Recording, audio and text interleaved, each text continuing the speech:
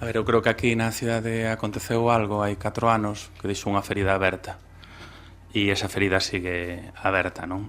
E creo que se algún sitio é competente a hora de poder, polo menos, ou cando menos, debatir o que aconteceu na cidade aquel día do 24 para o 25 de xullo, este pleno da corporación. Evidentemente, eso non é incompatible para que o tratemos ou o traten outras institucións, non?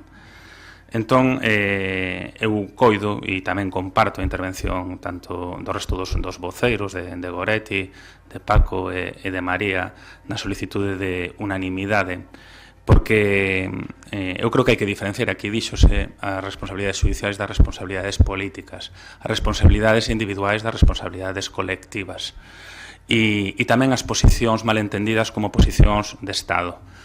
Eu tamén, aquel día, señor Hernández, me reunín con vostede pola tarde do 24 nunha xuntanza institucional, tamén estive no hospital, tamén estive no Cersia. Eso non nos fai ni mellores nin peores, únicamente estábamos ali. Éramos representantes institucionais. No meu caso médico, e actuamos polo principio de responsabilidade institucional e tamén polo principio de responsabilidade profesional. O que dá unha medida logo das posicións personais son as posicións colectivas e institucionais. E a posición do Partido Popular a nivel de Estado ten sido absolutamente inaceptable, impedindo a creación dunha comisión de investigación dende o inicio e facendo un omertá, un peche de filas sobre unha liña de investigación que era demandado polas vítimas que pedían verdade e reparación. Eles están absolutamente en posesión de solicitalo. E por qué? Porque aquí se confundiron as posicións de Estado con posicións que máis teñen que ver cas cloacas do Estado, con grandes intereses económicos ou macroeconómicos do que poda supor o ferrocarril e os investimentos no exterior e co intento de ocultar o que foi unha verdadeira traxedia e un verdadeiro drama. E iso foi o que aconteceu aquí. Por que non se instala o RTMS? Non se instala 4 anos despois porque instalalo sería dar a razón de que hubo responsabilidades colectivas. Sería dar a razón de que hubo responsabilidades colectivas.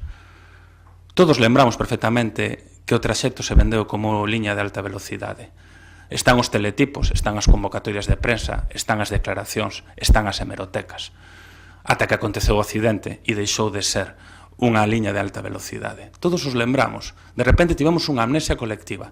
De repente ociamos toda a vía judicial. De repente, eso sí, criminalizamos e culpabilizamos únicamente o maquinista. Intentamos botar balóns fora sobre as responsabilidades colectivas e as responsabilidades como institucións e as responsabilidades como gobernos.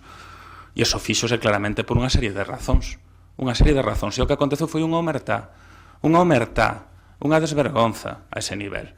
E eu creo que non daremos páxina ata que non se depuren as responsabilidades judiciais e tamén as responsabilidades políticas. Non daremos. Non hubo ningunha responsabilidade política depurada no colectivo. E máis, todas as persoas vencelladas ás grandes infraestructuras do Estado siguen ocupando postos de igual ou de maior trascendencia.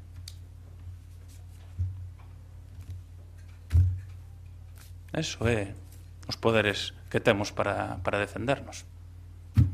E, polo tanto, eu creo que é de xustiza. Eu creo que, mentras non aconteza a comisión, mentras non se instalan as medidas de seguridade, mentras non se faga un recoñecemento público de que non se estivo a altura co noso país, ca nosa cidade, pero, sobre todo, cas persoas que iban naquel tren, non estaremos a altura como Estado e como poderes públicos. E non ten ningún sentido manter unha posición por intereses económicos, estratégicos, empresariais, de responsabilidade de Estado, que, no fondo, é unha irresponsabilidade colectiva.